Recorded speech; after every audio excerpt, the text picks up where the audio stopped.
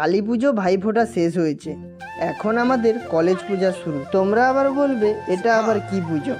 আরে বলছি, এই যে আমার ছোট্ট পরিবারের মিষ্টি মিষ্টি বন্ধুরা, তোমরা সবাই কেমন আছো? প্রায় এক সপ্তাহ ছুটির পর আজ কলেজ শুরু হয়েছে, তাই আজ কলেজ যাব। তাই সকাল সকাল উঠে চা আর রুটিটা খেয়ে নিলাম। এখন দেখো 9:30 বেজেছে, চলো স্নানটা কমপ্লিট করে নেওয়া যাক। এখন তো স্নানটা কমপ্লিট করে নিয়েছি, চলো খাওয়ার জন্য বসে পড়লাম। আজ সোমবার ছিল, সোমবার দিনটা শিবের বার মানা হয় বলে আমাদের বাড়িতে নিরামিষ তরকারি আর ভাত হয়েছিল। আর নিরামিষ খাবারে হয়েছিল মুগ ডাল, কলার তরকারি আর আলু মাখা। এখন খাওয়া শেষ করে কলেজের জামা প্যান্টগুলো পরে নিলাম।